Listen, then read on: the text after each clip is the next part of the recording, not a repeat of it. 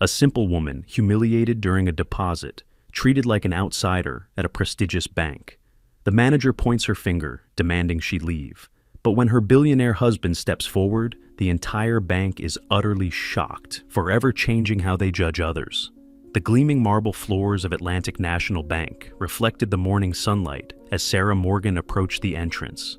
At 34, dressed in comfortable gray sweatpants and a simple t-shirt, she carried herself with quiet confidence despite her casual appearance. Her husband, Daniel Morgan, walked beside her, his tailored navy suit and subtle platinum watch marking him as someone of significant means. At 42, he had built Morgan Capital Partners into one of the nation's leading investment firms, though he carried his success with understated dignity. "Are you sure you want to handle this alone?" Daniel asked, checking his watch. "Absolutely," Sarah smiled, squeezing his hand. "I've always managed the foundation's affairs independently. That was our agreement." Their relationship had always been based on mutual respect. Despite access to unimaginable wealth, Sarah chose to live simply, pouring her energy into her educational foundation that helped underprivileged children. "I'll take that call from Singapore in the lobby while you get started," Daniel said. "It shouldn't take long." They entered the bank together, drawing contrasting reactions. Several employees straightened at the sight of Daniel's bespoke suit, while Sarah's casual attire earned barely concealed looks of confusion. Today's visit was unusual because the foundation typically operated through electronic transfers, but their newest educational initiative required establishing a separate account with documentation that needed in-person handling. As Sarah approached the customer service area, Daniel stepped aside to take his international call, his voice fading as he discussed investment strategies with his team in Asia. The morning light caught Sarah's simple wedding band as she reached the desk of Rebecca Palmer, the bank's customer service manager. Rebecca's perfectly styled blonde hair and crisp white blouse projected an image of polished professionalism, though the tightness around her eyes hinted at underlying tension. Neither woman realized that this routine transaction was about to become an unforgettable lesson in judgment and consequences. Rebecca Palmer was having a particularly difficult morning. The promotion she'd spent years positioning herself for had just gone to someone from another branch. Her carefully applied makeup concealed the redness around her eyes, but nothing could hide the brittleness in her smile. When she spotted Sarah approaching in sweatpants and a t-shirt, Rebecca immediately categorized her as someone who had wandered into the wrong place. Atlantic National wasn't just any bank. It was where Boston's elite conducted their financial affairs. "Good morning," Sarah said pleasantly. "I'd like to make a deposit and open a new account, please." Rebecca's smile didn't reach her eyes. "And do you currently have an account with us?" Her tone carried subtle doubt. "No, this would be a new relationship," Sarah explained, placing a large check in a folder on the desk. "It's for the Morgan Educational Foundation. We're establishing a new program that requires a separate account." Rebecca glanced at the check, her eyebrows rising slightly at the six-figure amount. Her expression shifted from dismissive to suspicious. "That's a substantial deposit," she said, making no move to take the check. "May I ask where these funds originated?" "The foundation raised these funds through our annual benefit," Sarah explained. "All the documentation is here, including our 501c3 certification." A few customers at nearby desks began to notice the exchange. Rebecca's voice had that carrying quality that drew attention. "I'm sorry, but we don't typically establish accounts of this magnitude without proper verification," Rebecca said, louder now. "Perhaps there's been some misunderstanding about our institution's requirements." Sarah maintained her composure, though her cheeks flushed slightly. The foundation's CFO called ahead to confirm the process. "We were told all the necessary documentation is included here." Rebecca's smile tightened. "Ms. Morgan, Sarah Morgan. Ms. Morgan, Atlantic National serves a particular clientele. Our high net worth customers expect a certain environment." Rebecca gestured vaguely at Sarah's attire. "I'm not convinced this is the right banking relationship for someone of your profile." The words hung in the air like a slap. Several nearby customers stopped their transactions to watch. A young bank associate looked uncomfortably between them, clearly uncertain whether to intervene. "Is there a problem with the documentation?" Sarah asked, her voice quieter but steady. Rebecca's gaze became more pointed. let's be direct. This check is for $250,000. People who handle legitimate transactions of that size generally don't show up, looking like they've just come from the gym. It raises questions. Sarah's eyes widened.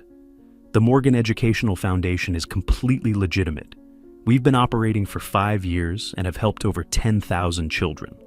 Rebecca leaned forward, her voice dropping to a stage whisper, still perfectly audible to those nearby. Perhaps you should try a different institution, one more accustomed to dealing with your type of clientele. I'd hate for us to need to escalate this situation. The threat was thinly veiled. Several customers were now openly watching, some with disapproval, others with the morbid curiosity of witnessing someone else's humiliation. "Are you refusing to accept this deposit?" Sarah asked, struggling to maintain her composure. Rebecca's finger came up, pointing directly at Sarah in a gesture of dismissal. "I'm suggesting that you take your business elsewhere before I need to call security. We take potential financial irregularities very seriously at Atlantic National." The accusation hung in the air. Sarah stood frozen, the color draining from her face as she became acutely aware of the spectators too, her humiliation. Across the lobby, Daniel Morgan ended his call and turned, his expression changing instantly as he registered the scene unfolding. If stories of justice and unexpected moments of truth resonate with you, hit that subscribe button now. Our channel brings you powerful stories that might just change how you see the world. Daniel Morgan ended his call abruptly, his attention captured by the unmistakable tension across the lobby. Even from a distance, he could see Sarah's rigid posture and the flush spreading across her face. The blonde bank manager was leaning forward aggressively, her finger pointed directly at his wife in a gesture of unmistakable dismissal. For a moment, Daniel observed the scene with the calculated patience that had made him legendary in business circles. His eyes narrowed as he registered the public humiliation being inflicted on Sarah, the woman who had spent years pouring her heart into helping underprivileged children who deliberately chose to live simply despite having access to unimaginable wealth. He crossed the marble floor with measured steps, his presence causing subtle ripples of recognition. A security guard straightened his posture. A bank associate did a double take. Daniel heard fragments of Rebecca's words as he approached. "Clearly not the type of client this institution caters to. Suggest you take your supposedly charitable donations elsewhere." Sarah caught sight of Daniel, relief washing over her features. Rebecca, too engrossed in her power play, remained oblivious to his approach. "Is there a problem here?" Daniel asked, his voice quiet but carrying unmistakable authority. Rebecca turned, irritation flickering across her face at the interruption, an expression that froze mid-formation as she registered the impeccably tailored navy suit, the subtle platinum watch, and the air of absolute confidence that no amount of money could purchase. Rebecca began, her customer service smile snapping back into place. "Sir, I'm handling a situation with this person. Perhaps one of our other associates can assist you." Daniel's expression remained neutral as he stepped beside Sarah, placing a gentle hand on her shoulder. "I believe you're handling a situation with my wife." The words hung in the air like a thunderclap before silence. Rebecca's face underwent a remarkable transformation. Confusion, followed by dawning recognition, culminating in an expression of pure horror as the implications cascaded through her mind. "Your wife?" she repeated, her voice suddenly an octave higher. "Yes," Daniel confirmed. "Sarah Morgan, founder of the Morgan Educational Foundation." He gestured to the check on the desk. "I see she's making the deposit for our new literacy program." The color drained from Rebecca's face as her gaze darted between Sarah's casual clothes and Daniel's expensive suit, her world realigning with sickening speed. The young bank associate who had been watching took a small step backward, distancing himself from what was clearly becoming a catastrophic situation. "Mr. Morgan," Rebecca stammered, recognition finally dawning completely. "Daniel Morgan of Morgan Capital Partners? There's been a terrible misunderstanding." "Has there?" Daniel asked, his tone conversational, but with an undercurrent that made several onlookers wince. "From where I was standing, it appeared my wife was being publicly humiliated for not meeting your personal dress code standards." Rebecca's hands fluttered nervously. "Sir, I was simply following protocol for large deposits." By suggesting she might be committing fraud, Daniel interrupted, his voice still calm, but carrying through the now silent bank lobby. By threatening to call security? That's standard protocol at Atlantic National? The commotion had drawn attention throughout the bank. From his office overlooking the main floor, Walter Thompson, the bank's president, noticed the growing crowd. His eyes narrowed as he recognized Daniel Morgan, not just a client, but one whose personal and business accounts represented over $300 million in deposits and investments. "Mr. Morgan, please," Rebecca pleaded, her professional demeanor crumbling. "If I had known who Mrs. Morgan was—" "And that's precisely the problem," Sarah spoke up, her quiet dignity returning. "The issue isn't how you treated me specifically. It's that you believe people deserve different levels of respect based on their perceived wealth or status." Daniel nodded. "The irony being that my wife could have walked in wearing designer clothes and flashing status symbols. She chooses not to because she believes character matters more than appearances." A murmur rippled through the gathered spectators. Several nodded in silent agreement. "What's happening here?" The authoritative voice cut through the tension as Walter Thompson approached, his expression shifting from professional concern to recognition. "Mr. Morgan, this is an unexpected pleasure." "Walter," Daniel acknowledged with a slight nod. "I wish I could say the same. Unfortunately, my wife has just been subjected to treatment that I find difficult to reconcile with our 15-year banking relationship." Thompson's gaze darted between Sarah, Daniel, and Rebecca, whose complexion had taken on an ashen quality. His expression made it clear that the consequences of this encounter would extend far beyond this moment, transforming not just one career, but potentially the culture of an entire institution. The glass walls of Walter Thompson's office did nothing to contain the intensity unfolding within. Rebecca Palmer stood with her shoulders drawn back in a posture of defensive dignity that belied the trembling of her clasped hands. Thompson's usually measured gestures had given way to emphatic movements that punctuated his words with unmistakable gravity. Throughout the bank, conversations hushed as covert glances tracked the unfolding drama. Meanwhile, Thomas, the young associate whose silent discomfort had been evident during Sarah's humiliation, stepped forward with quiet purpose. "Mrs. Morgan, if you'll allow me, I'd be honored to complete your foundation's account setup," he offered, his voice carrying a gentle respect that stood in stark contrast to Rebecca's earlier dismissiveness.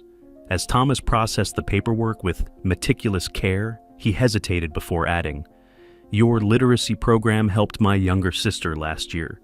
She struggled with reading her whole life until she found your resources." Sarah's expression softened with genuine interest. "What's her name?" "Lily," he replied, a hint of pride warming his voice. "She read an entire book by herself last month. My parents couldn't stop crying." Before Sarah could respond, Thompson's office door swung open. Rebecca emerged first, her composure clearly fragile beneath a veneer of professional restraint. The redness rimming her eyes betrayed emotions that her rigid posture attempted to conceal. Thompson followed, his face etched with the gravity of a man confronting an institutional failure rather than a mere employee misstep. "Mr. and Mrs. Morgan, I would value a moment of your time," he said, gesturing toward a private conference room adorned with tasteful artwork depicting Boston's historic financial district. "Thomas, please ensure the Foundation's paperwork receives priority processing."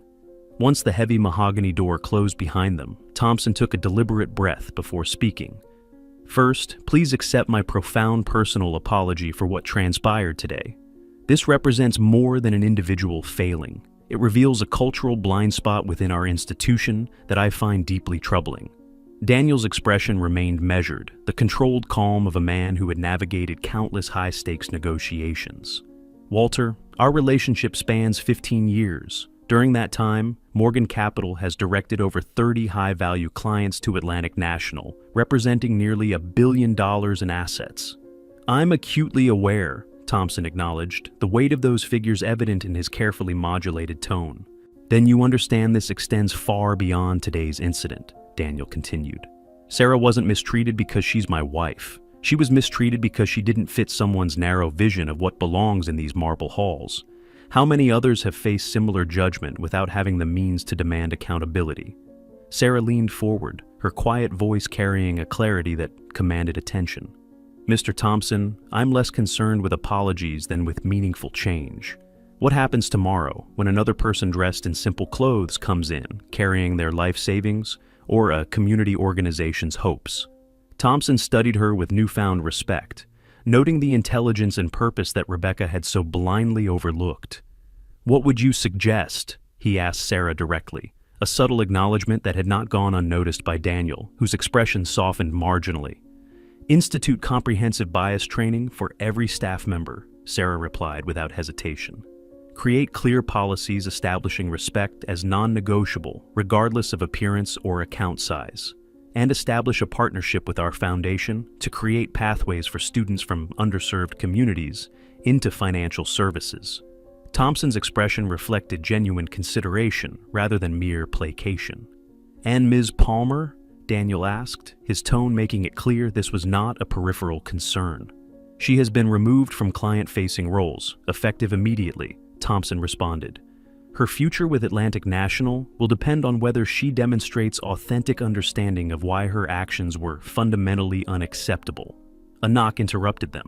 Thomas entered with the completed paperwork, his posture reflecting both professionalism and purpose. "Everything has been processed according to the Foundation specifications," he reported. Then, with a moment's hesitation, "Mr. Thompson, I believe you should know that Mrs. Morgan's foundation provides the literacy program that transformed my sister's educational journey. Without their intervention, she might have been another statistic, another child lost in a system not designed to accommodate different learning styles."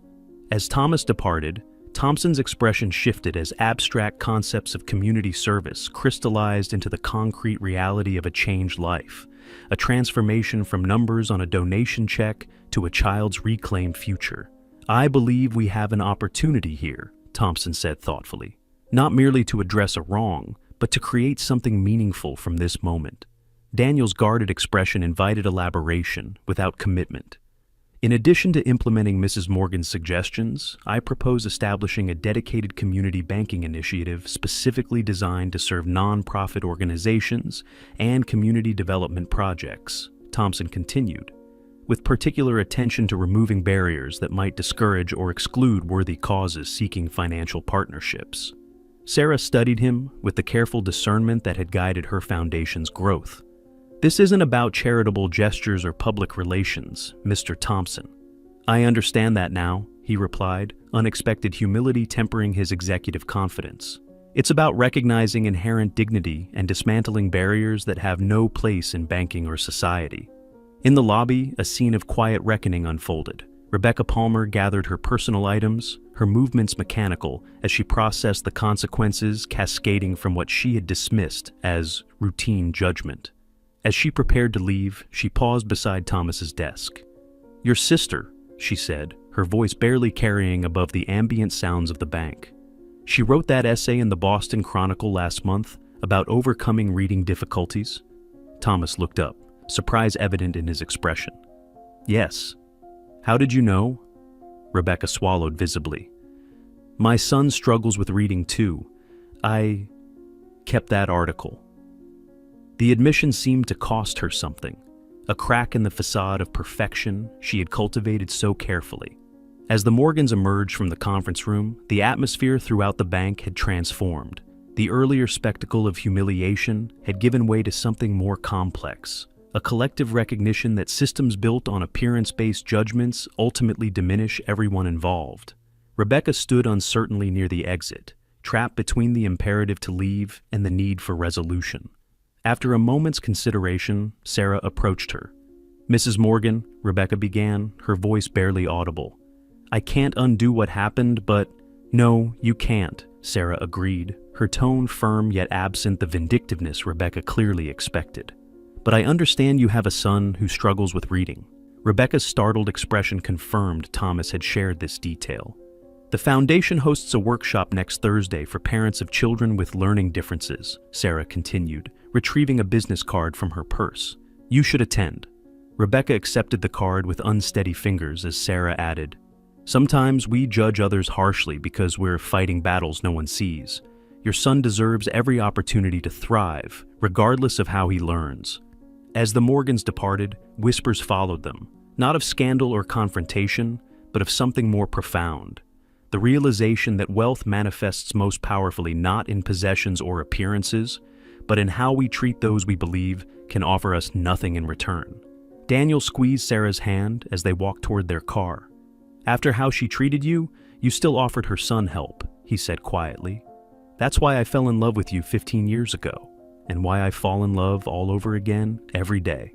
Sarah smiled, the simple gesture illuminating her face with a radiance no designer outfit could ever bestow.